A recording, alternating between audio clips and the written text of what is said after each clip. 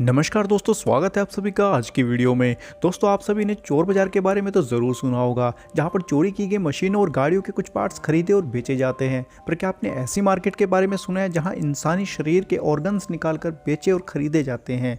जी हाँ दोस्तों, आजकल ऐसा ही कुछ चल रहा है चीन में, जहाँ चीन टेक्नोलॉजी और डेवलपमेंट में बड़े बड़े देशों को पीछे छोड़ रहा है। वहीं चीन की एक डार्क साइड भी है जिसे दुनिया से छिपाया जाता है। दोस्तों, वो है फोर्स ऑर्गन हार्वेस्टिंग का। दोस्तों, ये एक ऐसा क्राइम है जिसमें किसी इंसानी बॉडी के ऑर्गन्स को फोर्सफुली निकाल लिया जाता है और फिर उनको इलीगल तरीके से बेचा जाता है। दोस्तों, आजकल फोर्स ऑर्गन हार्वेस्टिंग चाइना में बहुत बड़े स्केल पर किया जा रहा है। चीनी सरकार के दावे के अनुसार देश में तकरीबन हर साल 10,000 ऑर्गन ट्रांसप्लांट किए जाते हैं। वहीं अगर इंडिपेंडेंट कंपनीज के सर्वेस की बात करें, इनमें गुप्त तरीके से हर साल लगभग 25,000 से 50,000 लोगों की हत्याएं करके तकरीबन 60,000 से 1 लाख ऑर्गन ट्रांसप्लांट किए जाते हैं। तो दोस्तों, इस फोर्स ऑर्गन हार्वेस्टिंग का शिकार बनते हैं चीन की जेल में बंद कुछ कैदी, फाल्गुन गोंग और उइगर मुसलमान समुदाय के लोग।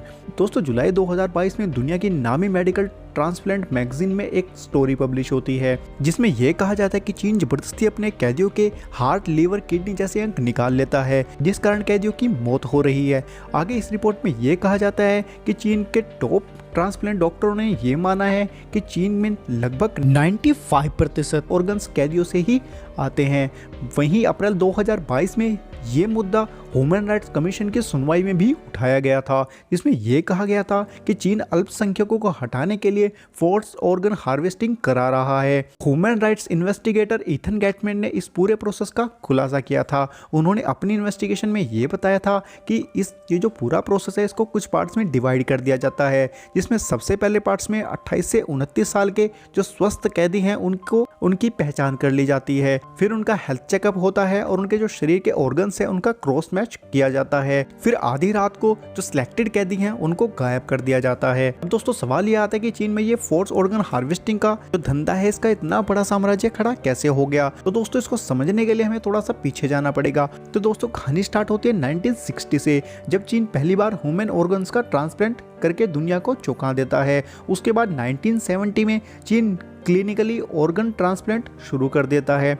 उसके बाद 1978 में ट्रांसप्लांट के लिए पहली बार किसी कैदी के ऑर्गन्स निकाले जाते हैं। और फिर दोस्तों 1984 में चीन एक ऐसा कानून लागू कर देता है जिसमें जो उनके कैदी हैं और जिनको मौत की सजा हो गई है उनके ऑर्गन्स निकाल लिए जाते हैं। फिर दोस्तों 1990 में उइगर समुदाय के कुछ राजनीतिक कैदियों के अंग निकालने की खबरें आनी शुरू हो जाती हैं। और दोस्तों 1999 में आते आते फाल्गुन गोंग समुदाय का उत्पीड़न शुरू हो जाता है और उन्हें जबरदस्ती जेल में ठूसा जाने लगा। और दोस्तों फिर सन 2000 में एक सर्वे के में ये सामने आता है कि चीन में एक साल में ट्रांसप्लांट सेंटर और ट्रांसप्लांट्स की संख्या 5 गुना तक बढ़ जाती है। वहीं 2004 आते आते चीन में ऑर्गन ट्रांसप्लांट कराने वालों की संख्या 4 साल में 3 गुना बढ़ जाती है। सन 2005 में चीन के डिप्टी हेल्थ मिनिस्टर हुआंग जिफू पहली बार ये एक्सेप्ट कर लेते हैं कि ट्रांसप्लांट के लिए ज्यादातर ऑर्गन मौत की सजा पाने वाले कैदियों से निकाले जाते हैं। फिर सन 2006 में कई इंडिपेंडेंट इन्वेस्टिगेशन में ये पता चलता है कि फोर्स्ड ऑर्गन हार्वेस्टिंग के लिए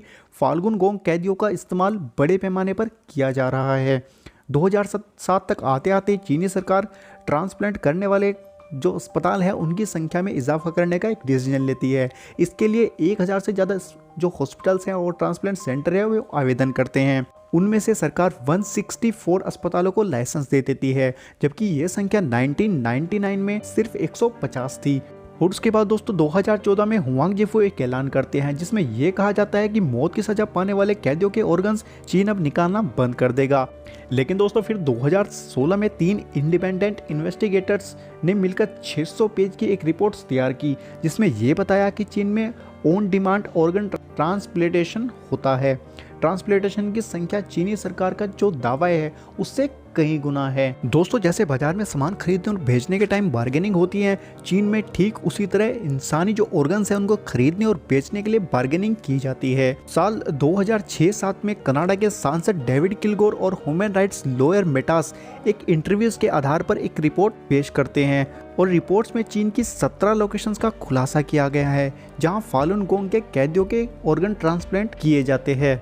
दोस्तों 2019 में फॉरेस्ट ऑर्गन हार्वेस्टिंग की जांच पड़ताल के लिए एक ट्रिब्यूनल बनाया जाता है। दोस्तों ये एक इंडिपेंडेंट इन्वेस्टिगेशन बॉडी होती है, या फिर ये कहे इंडिपेंडेंट इन्वेस्टिगेशन एक ऑर्गेनाइजेशन होता है जो कि इस पूरे प्रोसेस की इन्वेस्टिगेशन करता है। और उसके बाद 2020 में ये एक रिपोर्ट जनरेट करते हैं जिसमें ये कहा जाता है कि चीन में पिछले कई सालों से ऑर्गन ट्रांसप्लांट के लिए कैदियों का इस्तेमाल किया जा रहा है।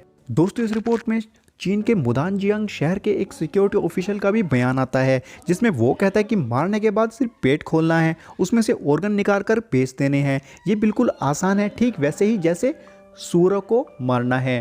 दोस्तों इस ट्रिब्यूनल में एक खुलासा किया कि चीन में जो डोनर है उनकी संख्या बहुत कम है। उसके बावजूद भी चीन में जो ट्रांसप्लांट इंफ्रास्ट्रक्चर है वो बहुत बड़ा इंफ्रास्ट्रक्चर बन चुका है। ऑर्गन हार्वेस्टिंग के लिए फाल्गुन गोंग और उइगुर मुसलमानों को प्रताड़ित किया जा रहा है। इस बात की पुष्टि इस ट्रिब्यूनल ने भी 2020 में की थी। तो दोस्तों अब बात करते हैं आखिर ये फालुन गोंग और उइगर मुसलमान कौन हैं। तो दोस्तों फालुन गोंग चीन का एक समुदाय है जिसकी शुरुआत 1992 में आध्यात्मिक गुरु ली होंगजी ने की थी। ये लोग मेडिटेशन की एक खास पद्धति की प्रैक्टिस करते हैं जिसमें बड़े बड़े रोगों को मिटाने के दावे किए जाते हैं।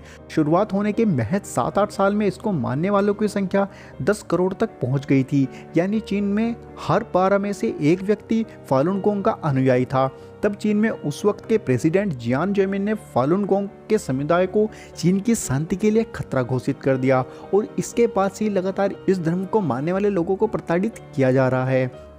वहीं अगर बात करें उइगर मुसलमानों की, तो चीन का एक अल्पसंख्यक समूह है जो चीन के शिनजियांग प्रांत में रहता है। चीन इन्हें स्वदेशी मानने से भी इनकार करता है, इनको आतंकवादी करार देता है।